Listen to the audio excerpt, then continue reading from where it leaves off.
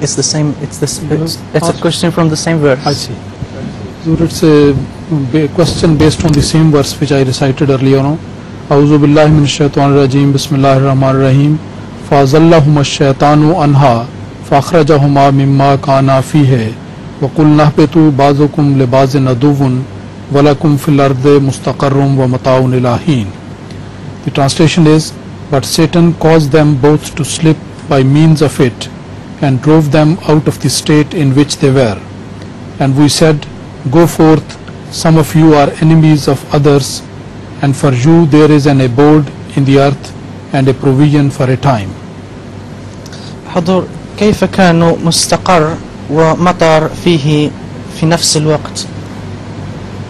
He says that how is it possible to have the earth as mustaqar wa mataun ila hin at the same time? I don't understand why. What is it? There's no contradiction in this. Do you find any contradiction? You know Arabic so well. Mustaqar and mataun. What does he mean by this?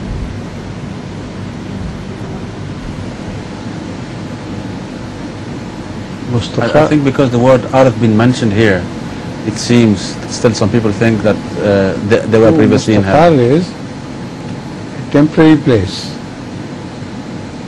and Mata, whatever you gain in that out of the worldly life. So this is a temporary phase which will happen, and ultimately you have to return to God. If you are a heavenly person, then you will return to the real heaven above.